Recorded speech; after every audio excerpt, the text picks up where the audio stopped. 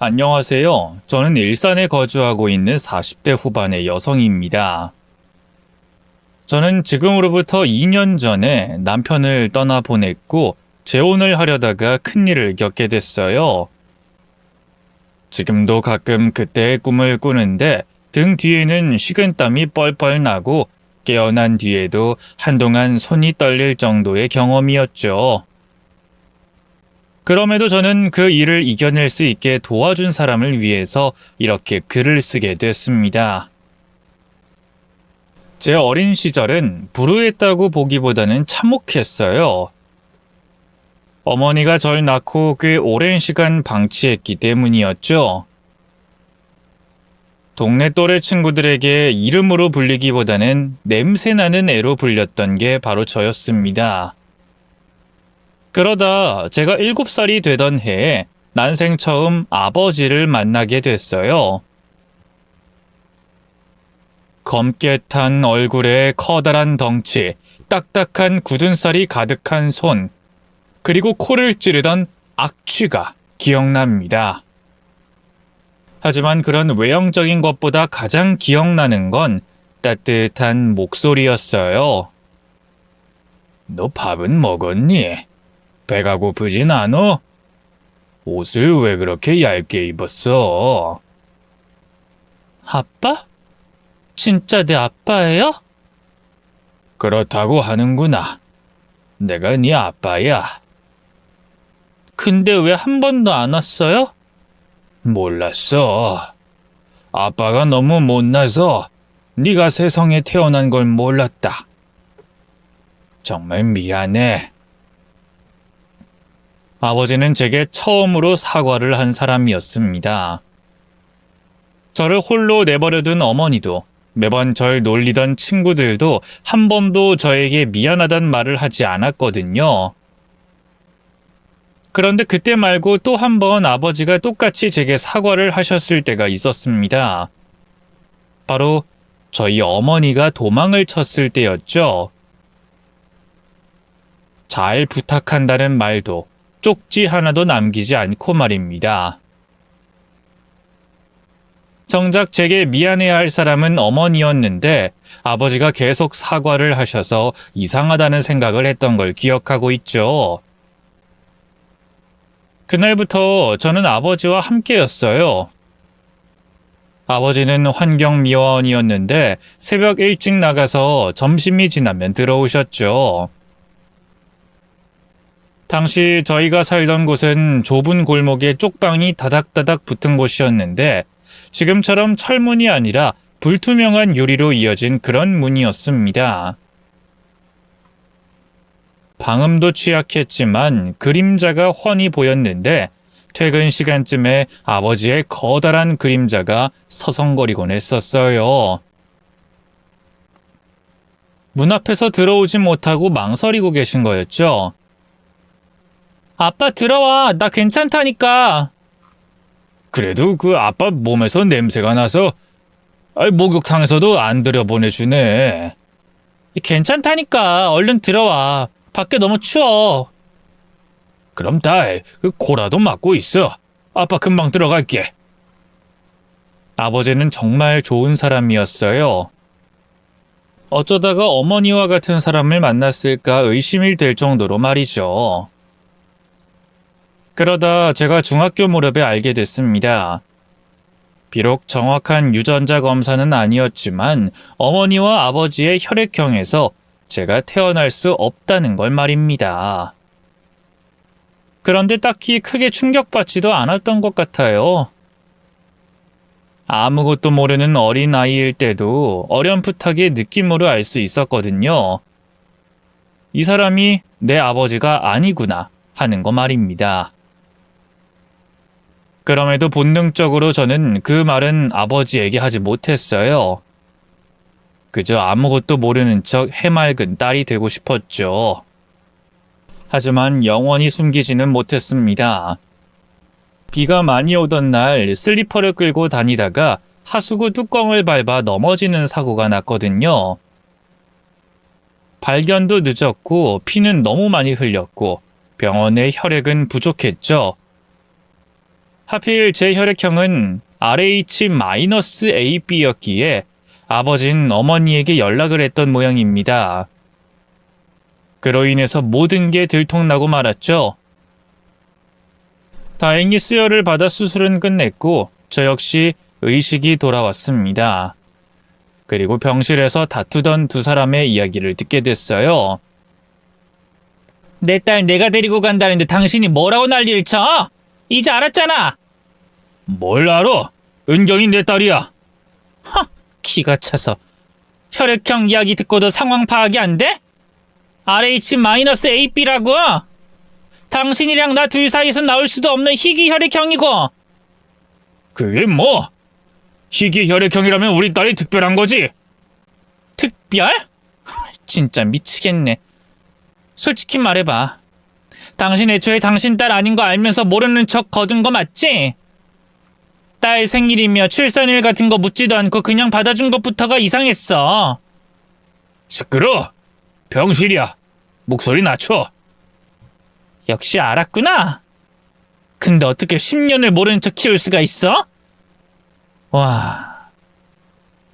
내가 진짜 이해가 안 돼서 그래. 내가 쟤한테 엄마로는 자격이 없는 거 나도 알아. 하지만 당신이 어렴풋이 알았든 확실히 알았든 이제 쟤도 다 알게 될 텐데 당신한테 어떻게 맡길 수가 있냐고. 맡기고 말고 할 거 없이 부모는 자식을 키워야 하는 거야. 난 은경이 부모고 앞으로 두 번 다시 내 딸 앞에 나타나지 마. 이런 일 앞으로도 없어. 내 딸이야 은경인. 순간 저는 그 말에 아주 작게 흐느꼈고 아버진 그걸 듣고는 어머니를 바로 내쫓으셨죠. 부끄럽고 민망하고 저 스스로가 너무 최악이라는 생각까지 들면서 만감이 교차하더군요. 애초에 제가 친딸이 아니라는 걸 알고 계셨던 아버지를 속였으니 눈조차 마주볼 수 없었습니다. 은경아, 정신이 들어. 괜찮니? 아빠가 미안하다. 왜 아빠가 사과를 해? 왜? 전 울면서 아버지의 손을 잡았어요. 생각 같아서는 소리를 지르고 싶었지만 마취가 덜 풀렸는지 그것조차 쉽지 않았죠. 아버지도 우시더군요. 커다란 곰 같은 덩치를 가진 아버지는 마치 어린아이처럼 입을 벌리고 우셨습니다. 나도 너 어떻게 되는 줄 알고. 아빠는 너 없으면 못 살아. 아빠, 미안해. 진짜 미안해. 추후의 이야기를 들어보니 아버지와 어머니가 만난 것은 겨우 2달 남짓한 기간이었습니다. 늘 나쁜 남자만 만나왔던 어머니는 착하고 순한 아버지에게 끌렸지만 결국 혼인신고하고 2달 만에 다른 남자를 만나 이혼을 했다고 하더군요. 여기서 더 기가 찬 것은 제 아버지가 누군지도 모른다는 거였습니다. 수혈 때문에 급하게 연락해 물었더니 결국 이실직고했고요. 여기저기 전화를 돌리다가 결국 포기했던 겁니다. 최악이었죠. 아버진 분위기를 바꾸려는 듯 당시에 절 만난 날의 이야기를 해주셨습니다. 그때 유난히 추운 날이었지.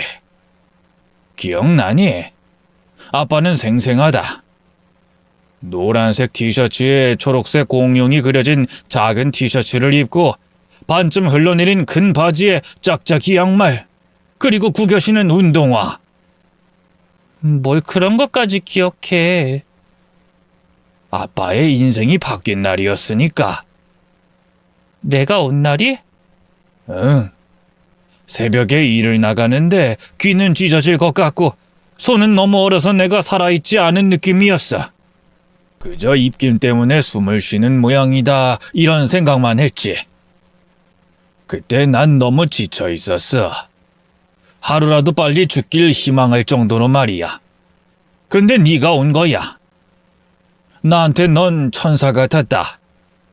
그리고 드디어 살아야 할 이유를 찾은 느낌이었지. 엄마가 밉진 않아? 아빠를 속인 거잖아. 널 보기 전엔 미웠지. 날 버리고 간 사람인데 안 미울 리가 없잖아.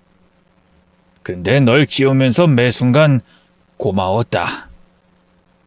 너한텐 참 죄스러운 말이지만 해선 안 될 생각이지만 그런 엄마라서 그런 여자라서 널 내 딸로 거둘 수 있어서 좋았어. 생각해봐라. 조금이라도 양심이 있었다면 너같이 예쁘고 귀한 딸을 버리고 갈 수는 없을 테니까. 치, 아빠 눈에만 그런 거야. 아빠 눈에만. 아니, 넌 누가 봐도 예쁘고 귀한 딸이야. 아빠는 널 보는 순간부터 맹세했다. 모진 그 사람이 주지 못한 사랑까지 다 주는 그런 아버지가 되자. 그래서 사랑받는 게 너무나 당연한 그런 아이로 키워내자. 그러니까 은경아, 다신 나한테 미안하다는 말 하지 마. 알았니? 그래도 나 사실은 중학교 때 혈액형 알게 됐는데 그걸 속이고 말하지 않았어. 아니, 넌 미안할 필요가 없어. 당연한 사랑을 받은 거야. 넌 내 생명의 은인이나 다름없으니까. 그리고 미안해야 한다면 그건 아버지인 내 몫이야. 아마 그런 아버지였기에 저는 잘 자랄 수 있었던 것 같아요. 성적도 나쁘지 않았는데 운동까지 잘했죠. 덕분에 수영선수로 대학까지 들어갈 기회를 얻게 됐습니다. 그때 제 목표는 올림픽에 나가서 메달을 따는 것이었고 아버지는 저를 응원해주는 1호 팬이었습니다. 중학교부터 지역대회에 나갈 때도 신문기사를 오려 수집하곤 하셨죠. 하지만 제 꿈과 저를 응원하던 아버지를 빼앗아간 끔찍한 사고가 일어났습니다. 골목에서 쓰레기를 수거하던 아버지를 음주운전 차량이 치워버린 거였죠. 그 속도가 얼마나 빨랐는지 머리가 떨어질 정도였습니다. 그런데도 그 운전자는 수습도 신고도 하지 않고 도망을 쳤고 뒤늦게 체포됐죠. 음주 단속을 피하려고 골목으로 무리하게 진입하다가 그렇게 됐다고 하더군요. 가해자의 나이는 당시 27살이었습니다. 그 사람의 어머니가 와서 빌었죠. 우리 아들이 그럴 아이가 아닙니다. 정말 실수거든요. 초범이고요. 이대로 합의서도 없으면 우리 아들 인생 망해요. 네? 아가씨, 아니 학생, 날 봐서 한 번만 그냥 넘어가줘요. 네? 인생이요? 지금 인생이라고 하셨어요? 우리 아빠는요? 우리 아빠는 당신 아들 때문에 죽었는데 인생? 그럼 공평하게 내 앞에서 죽으라고 해요. 합의서 그때는 써줄 테니까. 아이, 당연히 안타깝죠. 저도 남편 일찍 보내서 그 심정 모르지 않아요. 하지만 산 사람은 살아야죠. 겨우 27살인데 이제 취업해서 제대로 살겠다는 애거든요. 전 이제 20살이거든요. 헛소리 하실 거면 나가요. 아니, 돈 준다니까? 아, 참 답답하네. 인생 더 살아보면 알 겁니다. 죽은 사람이 이런다고 돌아오는 것도 아니고 어느 정도는 타협하면서 살아야 될 거 아닙니까? 당신 아들 죽을 때 그 소리를 똑같이 들으면 어떤 기분일지 상상해보세요. 뭐요? 보자 하니까 어린애가 어른한테 못하는 소리가 없어? 어른? 당신 내가 경고 하나 할게. 우리 아버진 좋은 사람이었어. 하지만 난 아니거든? 두고 봐. 당신이 아들 그렇게 키운 대가는 톡톡히 치르게 될 거니까. 내 앞에서 꺼져요. 아버지의 장례를 치르고 시간이 흘렀지만 저는 도통 괜찮아지지 않았습니다. 오랜 시간 운동을 해왔기에 술, 담배는 전혀 하지 않았었는데 전 그것들에도 손을 댔어요. 그리고 훈련을 빠지기 시작했고 급기야 자퇴까지 했습니다. 그때도 겨울이었는데 아버지의 이야기가 떠오르며 아버지가 느꼈던 감정이 이해되더군요. 살아있을 이유도 모르겠고 살아있는 게 맞는지도 모르는 그런 깊은 우울의 상태 말입니다. 그러다가 그 사람을 만나게 됐죠. 저와 아버지가 살던 곳의 아래층 주인집 아들 우진 오빠였습니다. 장례식에도 왔었는데 어느 날부터 저희 집 문고리에 반찬이나 빵을 두고 가더군요. 그땐 동정받는 기분이 들어서 모두 쓰레기통에 넣어버렸죠. 그러다가 그 사람과 마주친 겁니다. 이봐요. 왜 자꾸 저희 집에 이런 거 가지고 와요? 내가 불쌍해요? 아님 이렇게 하면 본인 스스로가 엄청 좋은 사람이 되는 것 같아서? 아니, 그런 거 아니고 정말로 내 동생 같아서. 그런 말은 많이 들어요. 꼭 나이 많은 남자들이 그런 말 하더라고요. 딸 같아서, 동생 같아서. 변태 취급받기 싫으면 이런 짓 하지 마요. 다 버릴 테니까. 안 돼. 버리는 건 안 돼. 우리 엄마가 열심히 만든 것들이란 말이야. 순간 저는 말문이 막혔죠. 오빠, 아니, 삼촌이라고 생각해도 어쩔 수 없는데 이상한 그런 감정으로 주는 거 아니야. 특히나 우리 엄마는 그런 맘 없고. 솔직히 아래 윗집 살면서 우리가 본 세월이 얼마야. 은경이 너 중학교 때 여기로 이사와서 쭉 보고 자랐어. 이 정도는 해도 되잖아. 하지 마요. 동정도 하지 말고. 최대한 안 할게. 근데 버리진 마. 우리 엄마 나 10살 때부터 혼자 키웠어. 우리 아버진 살해당하셨고. 친한 친구였는데 돈 빌려주셨다가 그렇게 되신 거야.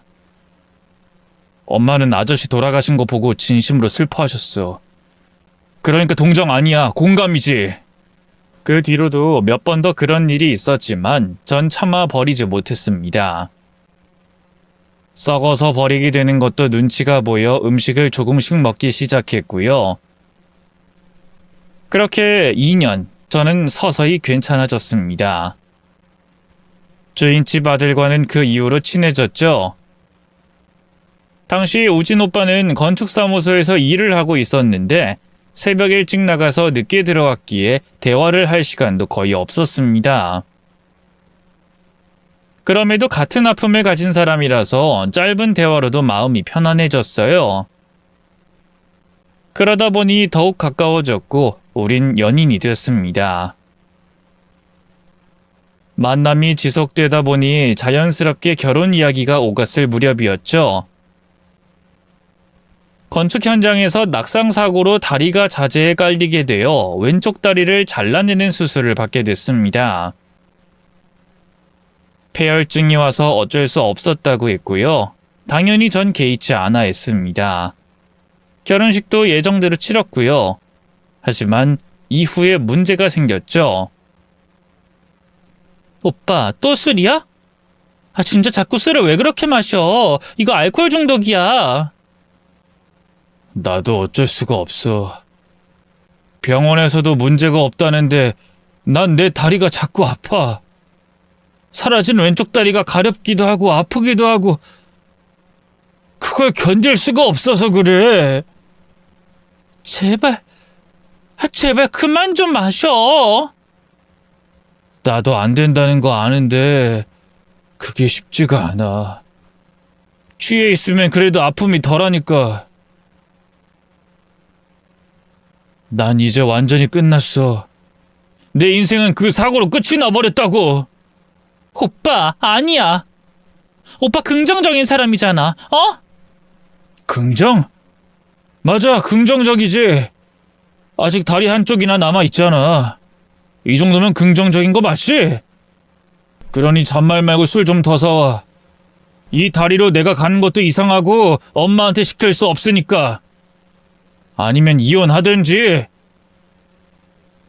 그 당시를 떠올리면 꽤나 힘들었습니다. 다친 남편 대신해서 제가 일을 나가기 시작했는데 돌아오면 엉망이 된 집을 치워야 했고 남편의 술주정까지 받아야 했거든요.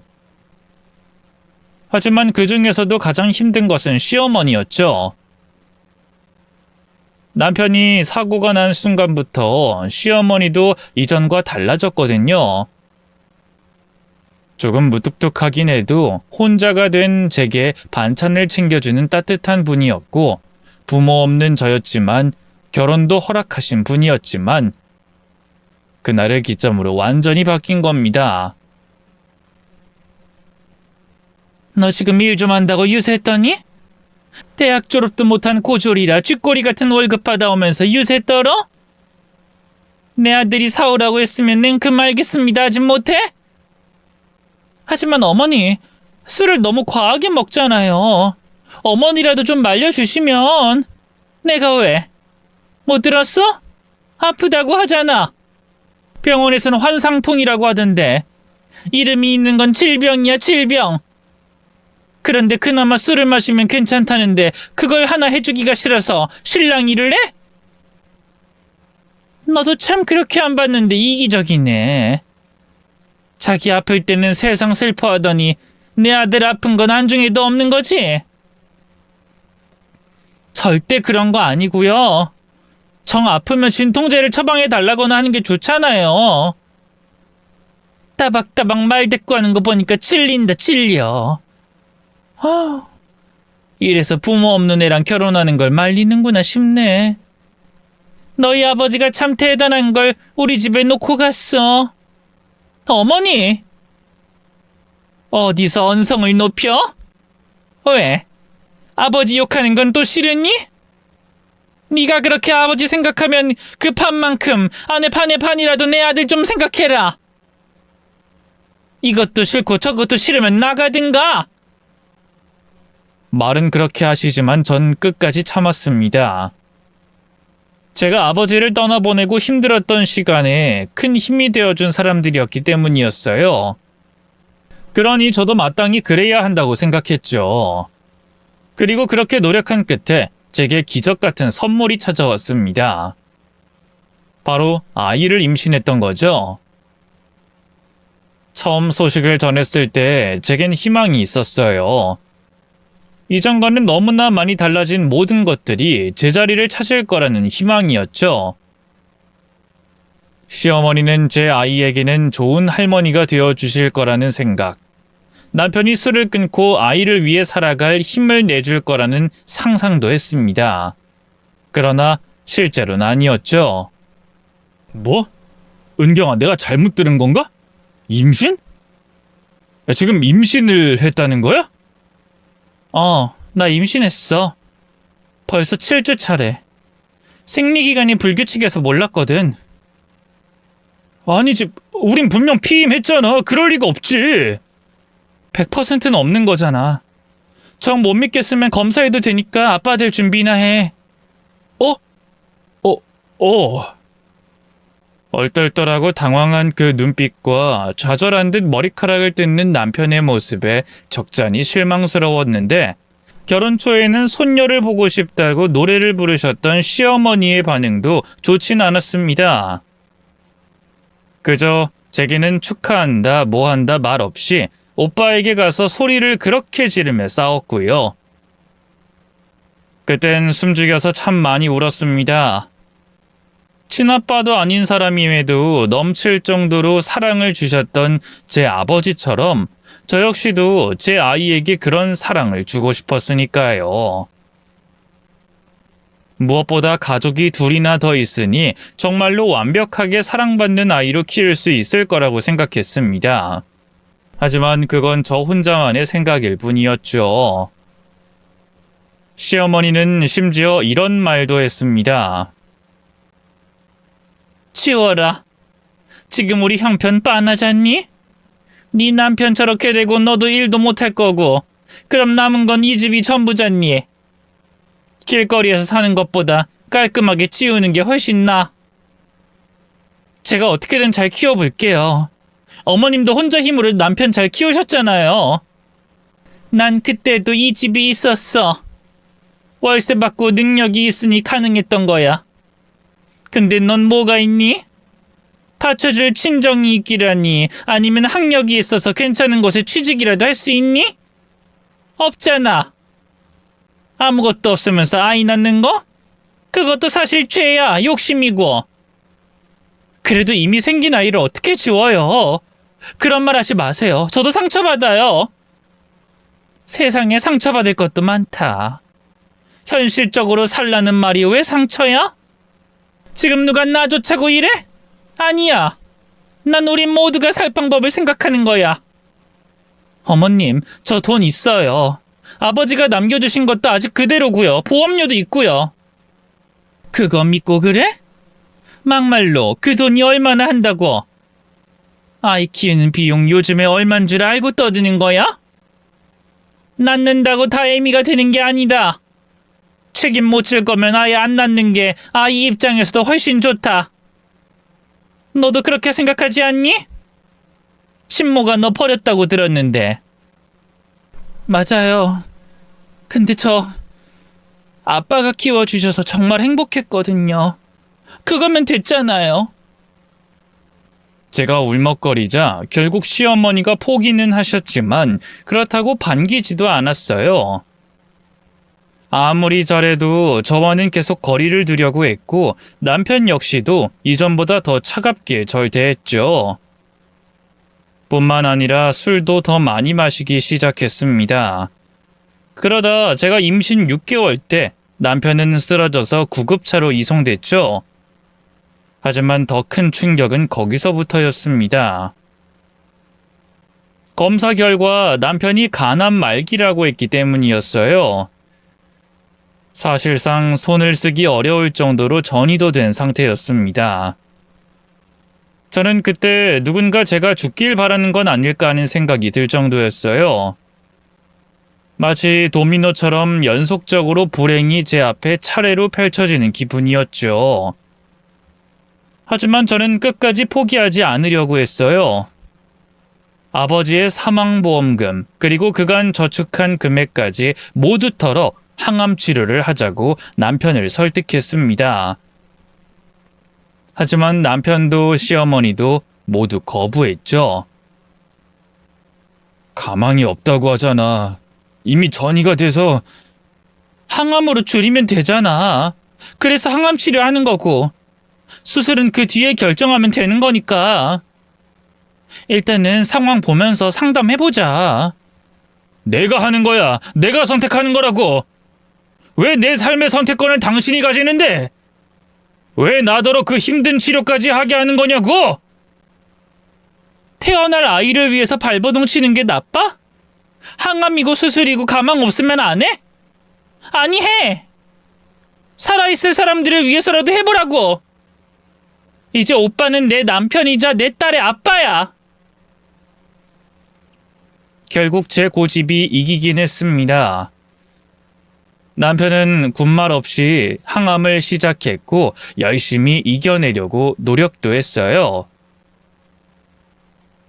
하지만 정확히 6개월 만에 숨을 거뒀죠.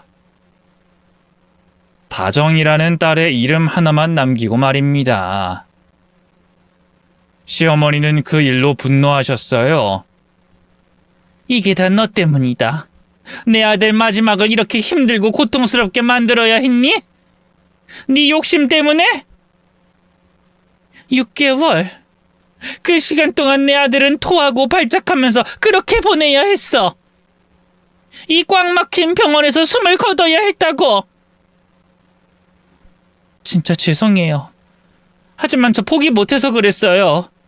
최선을 다해보는 거잖아요. 그래야 후회가 없고요. 그냥 보냈다면 속이 좀 편하셨을 것 같으세요? 그래, 이제 알겠다. 너 자체를 들여오지 말았어야 했어. 네? 그게 무슨... 화근이 너였어. 멀쩡하던 네 애비 음주운전 사고로 죽고 내 아들 딸이 저렇게 된 것도 너랑 결혼하고 나서지. 그리고 간암까지.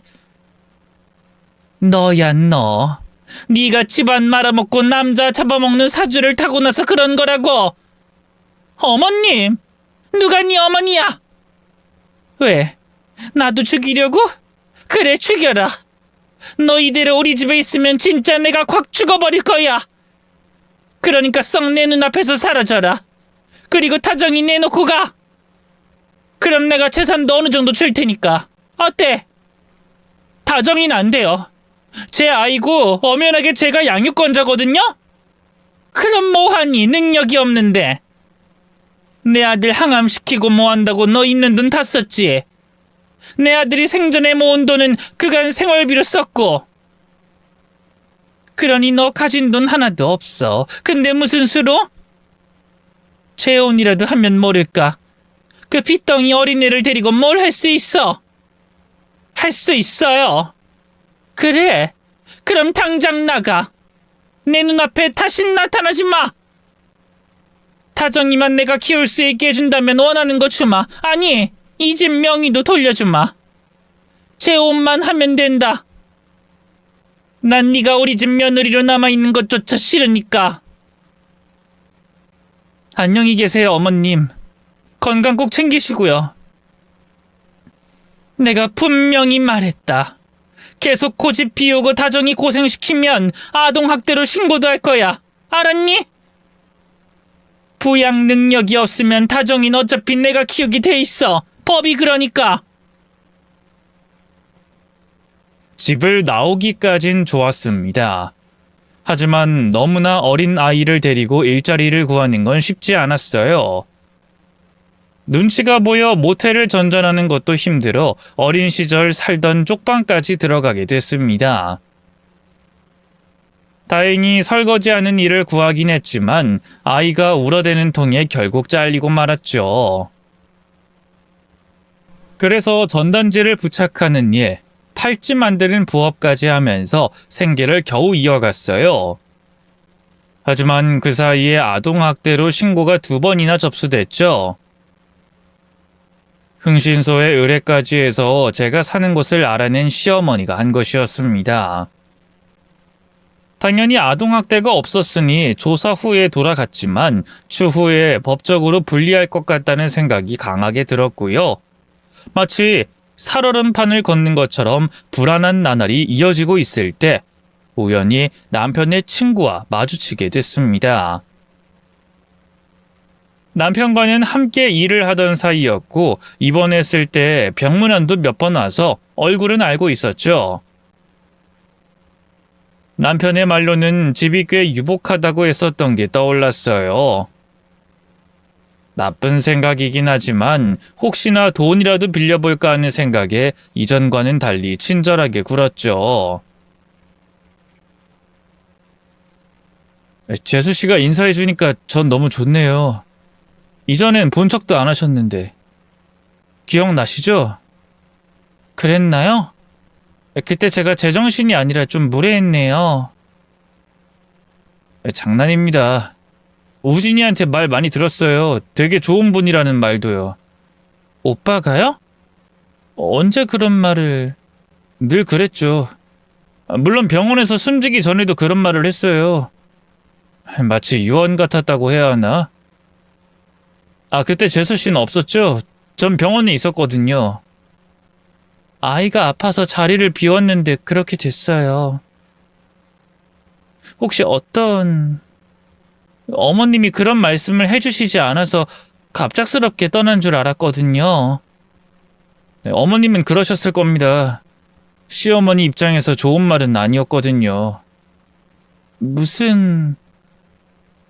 그게 실은 저한테 재수 씨를 부탁하고 떠났어요. 입으로 꺼내긴 좀 그렇긴 한데 재혼하라고 말입니다. 네? 오빠가 그런 말을 했다고요? 왜요? 그러게요. 저도 묻고 싶네요. 추측을 해보자면 제가 아마도 혼자 오래 있어서 그런 말을 했을 겁니다. 또 남겨진 재수 씨가 가엾고 딸 다정이 생각에 그런 판단을 한 거겠죠. 아, 네. 유언도 있지만 혹시나 힘들고 어려울 때 언제든 연락 주세요. 제가 최선을 다해서 돕겠습니다.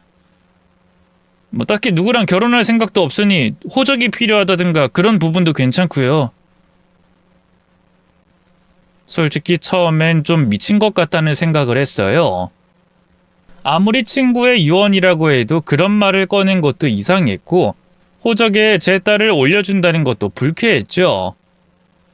그런데 그 사람은 그 이후로 꾸준히 연락을 해왔고 어떤 때는 다정히 장난감이나 용품을 샀다며 택배로 보내기도 했습니다. 계속 거절을 하다가 문득 남편이 저희 집 문고리에 걸어준 반찬통이 떠올라서 받았죠. 동정이 아니고 공감일지도 모른다는 생각도 들었고요. 그러다 한 번은 그분에게 현재 시어머니가 압박을 하고 있다는 것, 다정이를 빼앗길지도 모른다는 고민을 털어놓게 됐죠. 재혼해요. 그리고 다정이를 주는 거죠. 네? 그게 무슨... 됐어요. 재수씨, 우진이 어머님이 원하는 건 다정이죠. 그것만 이뤄주면 재산도 주신다고 하셨고요. 솔직히 현실을 먼저 봐요. 아직 어린 아이지만 추후에 유치원도 가고 학교도 다녀야 해요. 아이의 미래를 위해서 한 발만 물러나자는 겁니다. 하지만 우리 다정인 절대 안 줘요. 재산을 다 줘도 싫고요. 애초에 주고 싶다고 주고 달라고 한다고 받을 수 있는 게 아니거든요, 자식이라는 게. 일단 재산만 받고 그때 가서 법적인 소송하면 됩니다. 그럼 재산도 아이도 모두 지킬 수 있죠. 엄마라는 게 그래요. 이혼을 하든 뭘 하든 일단 아이는 대부분 엄마에게로 가게 되어 있죠. 아무리 그래도 돈 때문에 그럴 순 없어요. 애초에 그 돈을 왜 잃었는데요? 우진이 치료비로 썼잖아요. 본래라면 우진이 어머님이 어느 정도 보탰어야 하는 돈인데 그렇게 생각하면 상황은 단순해지죠. 딱 받을 만큼만 받고 죄송합니다 하더라도 누가 뭐라고 해요? 그럴까요? 그럼 딱히 재혼은 하지 않아도 되잖아요. 당장 할 수 있는 방법도 없고 솔직히 하고 싶지 않아요. 재혼은 증거가 필요가 없죠. 왜? 서류상으로 나오는 거니까. 근데 아이만 데리고 가서 재산 좀 달라고 하면 분명히 어떤 식으로는 계약서를 작성할 거라고 봅니다. 그리고 왜 방법이 없어요? 제가 있잖아요. 제가 대신할게요. 친구 유언도 들어줄 겸 해서요. 네? 아니 뭐 큰일도 아니잖아요. 재혼했다가 나중에 이혼하고 싶거나 진짜 재혼 상대가 나타나면 이혼해드리면 되는 거고. 저도 우리 집에 할 말은 있어야 하니까 나름 방패처럼 쓸 수도 있고요. 저희 어머니가 결혼을 했으면 하시거든요. 늘 닭다리라. 그럼 양가 어른들도 속이고 계약 결혼을 하자는 건가요? 그렇죠.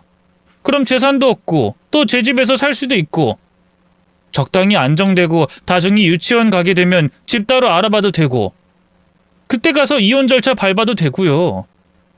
어때요? 이게 말이 안 될 것 같은데요. 걱정되는 거야 당연하죠. 고민하실 수 있습니다. 근데 재수씨, 저 외에 믿을 사람 있나요? 이 정도면 신뢰도 많이 쌓였다고 생각해요. 이런 제안 저라고 너무 좋아서 하는 거 아니고요. 다만 걱정이 되는 겁니다. 명색이 제 친구의 딸이고 아내인데 허튼 생각도 하지 않고요. 확실히 남편의 친구는 좋은 사람이긴 했습니다. 남편과 제가 주로 다퉜던 술 문제 역시도 중간에서 중재를 해줬던 유일한 인물이었고요. 심지어 그 사람은 술을 한 잔도 먹지 못하는 사람이었는데도 늘 남편이 술을 마시면 함께 있어줬고 데려다 주기까지 했죠. 그래서 저는 고민 끝에 모험이라도 해보려고 했어요. 현실적으로 아이를 데리고 일을 할 수 없었기에 시어머니에겐 미안하지만 조금만 돈을 받아보려고 했던 겁니다. 그래서 혼인신고를 작성하게 됐어요. 어차피 계약적인 관계니 결혼식이나 거창한 보여주기 행사는 필요 없었습니다. 그런데 가는 길에 차가 막히면서 접수가 뒤로 미뤄지게 됐죠. 하필이면 또 금요일이었고요. 이거 어쩌죠? 이틀은 더 기다렸다가 접수해야 될 것 같은데. 다음엔 저 혼자 올게요. 아이가 있어서 이동하는 게 불편하니까요. 네, 그럼 서류 잘 부탁해요. 걱정 마세요. 이사 준비하시고 오시고 싶을 때 오시면 될 것 같네요. 저희 어머니한텐 그때 말씀드리면 되고요. 그럼 우진이 어머님은 언제 만나러 가실 생각이죠? 원래는 접수하고 가려고 했는데 그냥 주말에 가려고요. 혹시 마음 바꾸셨으면 접수 안 해도 될지도 모른다는 생각도 들어서요. 너무 기대는 하지 마세요. 며느리를 그렇게 내쫓고 무슨... 저 역시도 큰 기대는 하지 않았어요. 그리고 막상 말하려니 덜컥 겁도 났고 양심에도 찔렸습니다. 돈 때문에 아이를 가지고 거래하는 기분도 들어서 찜찜했고요. 그래서 그날 제대로 잠을 자지 못하고 다음 날인 일요일에 가겠다고 시어머니에게 알렸습니다. 다행히 흔쾌히 오라고 하셨고 긴장된 상태로 잠에 들었어요. 그런데 그날 꿈에 남편이 나타났습니다. 창백한 얼굴에 풀린 눈, 예전에 몇 번이나 봤던 술에 취한 모습처럼 보였죠. 꿈이라는 걸 인지하지 못했기에 전 한숨을 쉬었습니다. 마치 남편이 살아있었을 때처럼 했죠. 당신 또 술이야? 언제까지 이럴 거야? 이제 그만할 때도 됐잖아. 나 좀 그냥 내버려 둬. 내 인생이야. 내 맘대로 할 거야. 순간 욱했고 저는 저도 모르게 소리를 질렀어요. 당신 딸은 생각 안 해? 우리 딸 다정이 모두에게 사랑받고 자라라는 뜻이라며. 그때 다정이가 천천히 저희 곁으로 왔죠. 아마 그때였을 겁니다. 저 스스로가 꿈이라는 걸 깨달았어요. 왜냐하면 부쩍 자란 다정이와 남편이 동시에 존재할 수 없었기 때문이었죠. 가만히 서서 다정이를 물끄러미 보던 남편이 무릎을 꿇었습니다. 그리고는 다정이 머리를 쓰다듬고는 이마에 입을 맞췄죠. 그러자 다정이가 스르륵 먼지처럼 사라졌고 천천히 제 쪽으로 고개를 든 남편의 얼굴은 시커멓게 바뀌어 있었습니다. 여보? 이마에 도드라진 핏줄과 벌어진 입 사이로 보이는 잇몸, 화가 난 듯 꿈틀거리는 턱 근육. 전 그런 남편의 모습은 단 한 번도 본 적이 없었고 상상조차 해본 적이 없었어요. 이내 남편은 핏발선 눈으로 저를 노려보더니 이내 제 발목을 거칠게 잡고는 당겼습니다. 그 새끼랑 결혼하면 당신 인생 끝이야! 정말 제 귀 바로 옆에서 비명을 지르는 것처럼 엄청나게 큰 소리였어요. 저는 너무 놀라서 실제로도 비명을 지르며 일어났고 거칠게 숨을 몰아쉬었죠. 어찌나 무서웠는지 손바닥에 제 손톱 자국까지 선명하게 나 있었습니다. 제가 주먹을 쥐어서 그렇게 된 거였죠. 넘어가기에는 너무나 찜찜한 꿈이었어요. 꿈 해몽, 꿈 풀이 이런 걸 믿지 않았지만 그때는 어디에라도 매달려 보려고 했죠. 저는 네이버 지식인에 제가 꾼 꿈을 적어 꿈 해몽을 부탁했습니다. 그런데 무속인이라는 분에게 답변이 바로 달리더군요. 꽤 긴 내용이었지만 요약을 하면 이렇습니다. 죽은 사람이 꿈에 나와 생전과는 다른 모습으로 겁을 주는 것은 위해를 가하려는 것이 아니라 돕기 위해서라고 하더군요. 특히 겁을 주려고 소리를 지르거나 평소 쓰지 않는 욕을 사용한 건 역시 같은 이유라고 했죠. 만약 평소와 같은 목소리와 분위기였다면 그저 슬픈 감정만을 가지고 꿈에서 깨어났을 거라고요. 그래도 막상 어떻게 해야 할지 몰라서 고민하다가 문득 흥신소가 떠올랐습니다. 시어머니가 제가 사는 곳을 찾아낸 것도 거기를 통해서였다는 걸 알고 있거든요.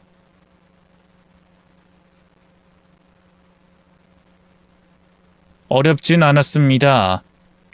이전에 혼인신고를 작성하면서 알아뒀던 주민번호와 이름을 넘겼고 제가 가지고 있는 돈을 줬죠. 그런데 그 액수 때문에 거절당하고 말았어요.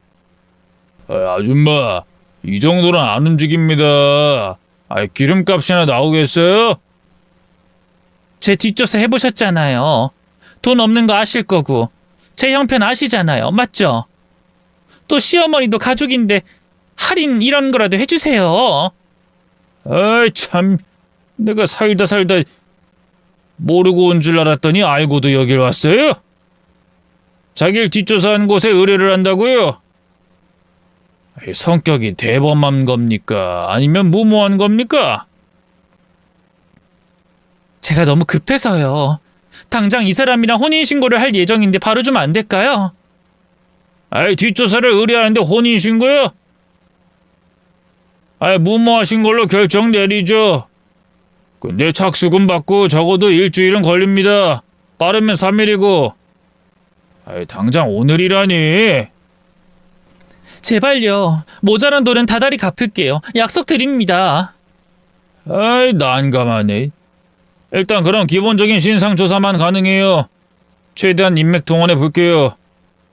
일단 아줌마 혼인신고 뒤로 밀어요. 여기 오는 사람들 초반에 다들 촉이 이상하다고 와요. 아, 근데 희한하게 그게 맞더라고요. 아줌마도 그럴 겁니다.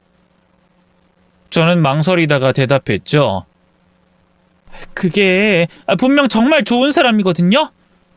괜한 의심일 수도 있고 저한텐 거의 마지막 기회라 놓치기가 힘들어요.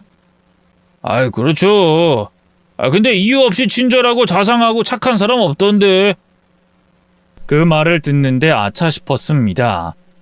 그래서 당장 그곳을 나와 남편의 친구에게 연락을 했죠. 아이 때문에 멀리 나갈 수 없어서 저희 집으로 왔고요.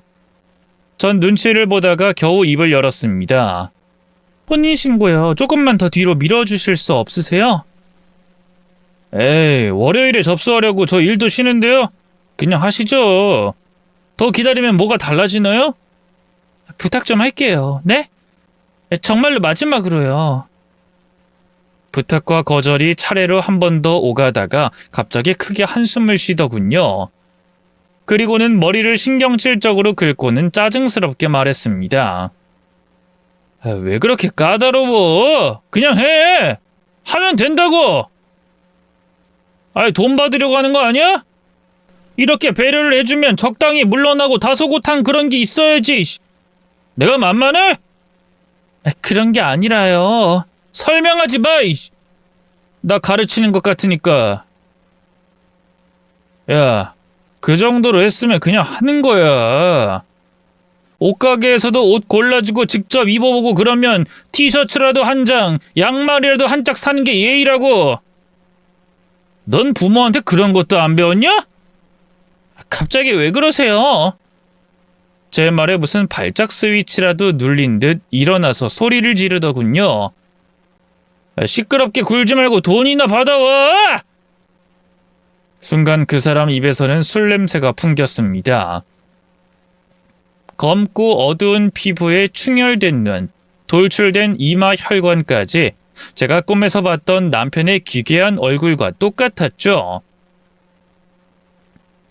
소름이 끼쳤고 당장 혼인신고 서류를 돌려받아야 된다는 생각만 들더군요. 혼인신고서 내놔. 이거 사기야. 당신이랑은 절대로 재혼 안 해. 근데 난 할 수 있어. 뭐 어쩔 건데? 사기 결혼해서 재산 빼돌리려고 했다고 경찰에 자수라도 하게? 아니, 내가 언제 너 좋대?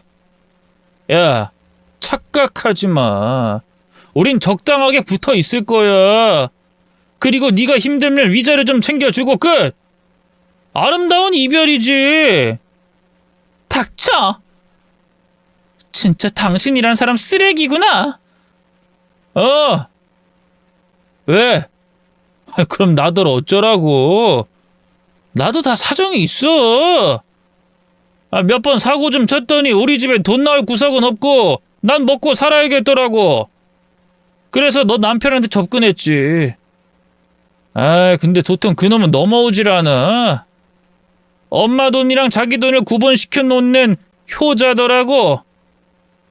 근데 그놈이 딱 뒤졌네? 어린 마누라가 남았고 늙은 시어머니와 사이 안 좋고 손녀 문제로 다투고 있다. 각 나오지. 당신 미쳤어?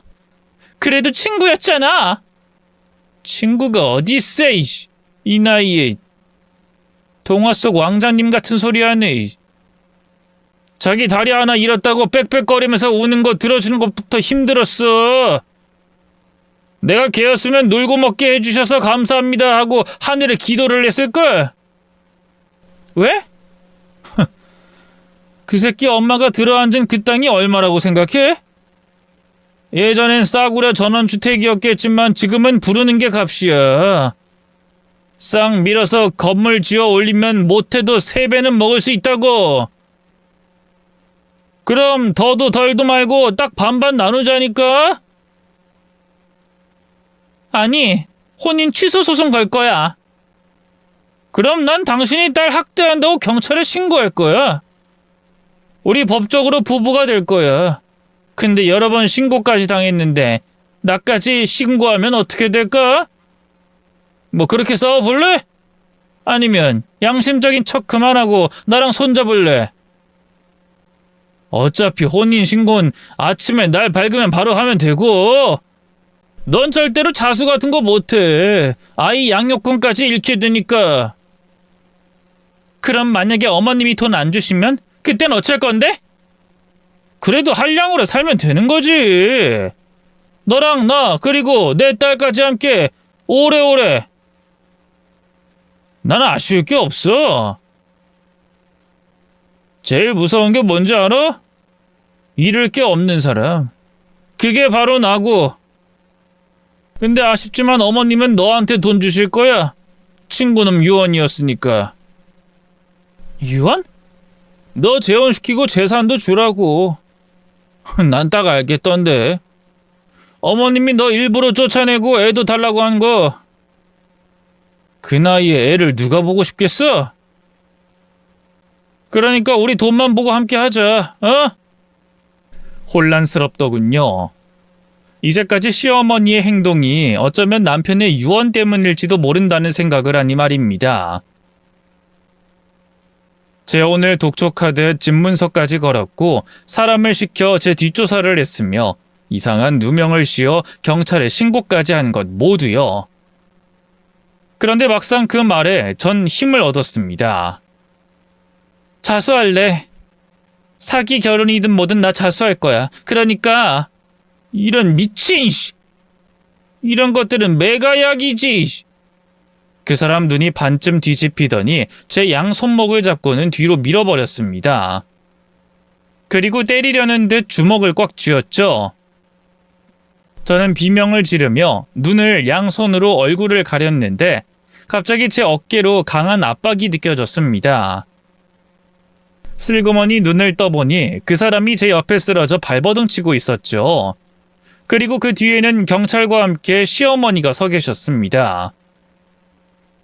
전 그걸 보고 안도했는지 그대로 졸도해버렸고요. 눈을 떴을 때는 병원이었고 시어머니가 제 곁에 계셨죠. 어머니, 도대체 어떻게 된 일이죠? 오늘 나랑 보기로 했는데 잊었니? 마침 네가 전화를 안 받는다고 흥신소 직원이 연락이 왔더라. 우진이 친구 말이다. 그 녀석 뒷조사를 하다가 나온 정보를 알리려고 했나 봐. 무슨 정보요? 근데 그 사람은 어떻게 됐어요? 폭행, 협박, 주거 침입까지 싹 다 걸었어. 뭐 당분간은 괜찮을 거야. 이전에 폭행 전과가 있어서 쉽게 풀려나지도 않을 거고. 근데 문제는 그 인간이 너희 아버지 차로 치어 죽인 음주운전자라는 거다. 그런 범죄자가 내 아들 곁에 있었다니. 진짜 끔찍한 악연이네요. 그런 놈이랑 재혼을 하려고 했다니. 머릿속으로 상상했더니 남편이 왜 꿈에 나와 재혼하면 인생이 망한다고 했는지 알게 됐어요. 모르긴 몰라도 그 사실을 알게 됐다면 전 아마 그 인간을 가만두지 않았을 테니까 말이죠.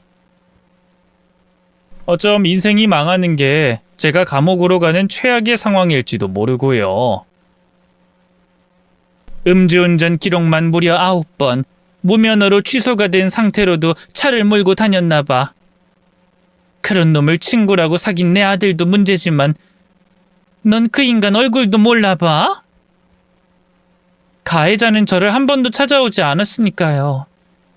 제가 기억하는 건 그 사람 엄마죠. 죄송해요. 제 탓도 있어요. 그런 끔찍한 놈을 제 딸 곁에 두려고 했어요. 돈에 눈이 멀어서. 아니다. 그냥 돈 좀 쥐어주고 좋게 보냈어야 했어.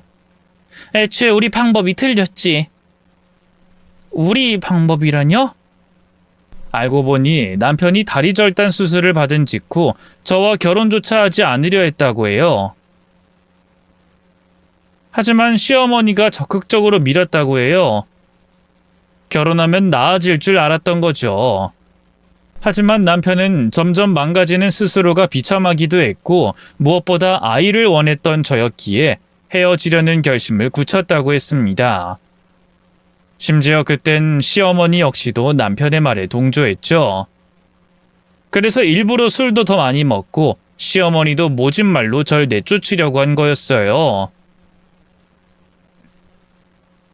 내 아들의 행복을 위해서 널 잡아두는 게 죄라고 생각했다. 미안할수록 더 모질게 했지. 헌데 넌 그걸 견디더라. 핑계처럼 들릴지 몰라도 괴롭히는 우리도 고통스러웠어. 하지만 내 아들이 원했고 나 역시도 그랬다. 우리 집에 새들어 살 때 늘 네 웃음소린 담장 밖을 넘었어. 무뚝뚝한 나와 아들의 공간에도 활기를 불어주던 그 웃음 말이지. 그런데 아들 그렇게 되고 힘들어하는 널 보는 건 우리에게도 고통이었다. 아무리 그랬어도 그건 아니죠. 아님 나중에라도 말씀을 해주셨어야죠. 그러려고 했다. 네가 임신하고 내 아들이 정신을 차리겠다고 했던 순간엔 그랬지. 미안하다고 빌자고 그렇게 말했고. 근데 아들이 덜컥 암 선고를 받은 거야. 아들의 유언은 너에게는 좋은 사람을, 또 딸 다정이에겐 좋은 아빠를 만들어 달라는 거였고. 그게 말이 돼요? 살아있는 동안 좋은 아빠가 됐어야죠. 좋은 남편이 되었어야죠. 맞다. 근데 우린 네가 아버지를 잃고 상심하던 걸 곁에서 지켜봤던 사람들이었어. 죽어가던 눈, 뼈가 드러날 정도로 말랐던 몸까지도. 그래서 선택했다. 나쁜 사람이 되기로. 다시는 떠올리기 싫은 기억으로 남도록. 내 아들은 오로지 널 위해서 그렇게 했어. 물론 후회는 한다. 아마 내 아들도 그럴 거야. 미안하다, 우리가 정말 생각이 짧았어. 내가 평생을 속지 않은 마음으로 살게. 내 재산도 다 넣어주마. 남편네 친구는 벌을 받게 됐어요. 항소 때문에 선고는 미뤄졌지만 집행유예 기간에 또 같은 범죄를 저질렀기 때문에 집행유예 됐던 기간까지 추가가 된다고 알고 있습니다. 그런데 저희 아버지의 죽음과 제 슬픔에도 이기적이었던 그 남자의 어머니는 막상 재판조차 오지 않았더군요. 뒷조사를 통해 알게 된 것 중 하나인데 원래 여유로웠던 중산층이었지만 사고 친 아들을 뒷수습한다고 파산까지 하게 됐다고 합니다. 정말로 제가 한 말처럼 아들을 잘못 키운 대가를 받게 된 것 같아 속이 시원했죠. 사건 이후 시간은 흘렀지만 솔직히 지금까지도 시어머니와 남편의 방식을 이해하진 못합니다. 저를 위해서 했다고 하지만 오히려 제가 온전히 슬퍼할 기회조차 빼앗았다고 생각하고요. 하지만 또한 그렇기 때문에 용서할 수도 있었죠. 아무리 저를 구박하고 미워했어도 제 감정을 빼앗진 못했으니까 말입니다. 돌아가신 아버지는 제게 이런 말을 해주셨어요. 가족이란 누구의 핏줄이냐로 선택하는 게 아니라 누구를 사랑하느냐에 따라 달린 거라는 말이죠. 그러니 저도 용서를 하는 것은 어렵지 않았습니다. 매일 새벽 일어나 저에게 먹일 반찬을 새로 하고 조심조심 문고리에 걸어뒀던 그 관심과 사랑을 알고 있으니까요. 또 홀로 남겨진 제가 덜 아프도록 재혼을 시켜달라는 남편의 마지막 유언도 얼마나 힘들었을지 압니다. 비록 방식이 잘못되고 표현이 다를 뿐 사랑이라는 건 변함없다고 생각해요.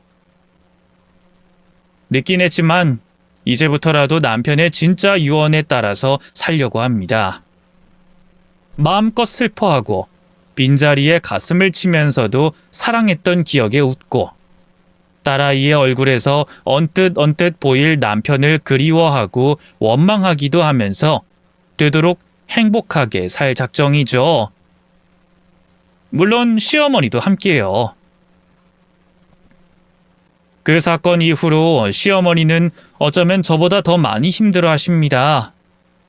하필이면 아버지를 죽음에 이르게 한 남자를 만날 뻔했으니 모든 것을 본인 탓으로 돌리고 계시고요. 하지만 저는 오히려 만나게 되어 시원합니다. 돈 많은 집 아들로 평생 잘 먹고 잘 살 수도 있다는 생각에 괴로웠는데 그런 최악의 인생으로 살고 있다는 걸 확인했으니까요. 그 남자와 그 남자의 어머니는 서로가 서로의 감옥이 되어 영원히 그렇게 살 테고요. 그러니 시어머니도 더 이상은 저에게 미안하다는 말을 하지 않으셨으면 좋겠습니다. 우린 가족이니까요. 구독자님들도 저희 세 식구 많이 응원해 주시면 좋겠습니다. 제 이야기 들어주셔서 감사해요.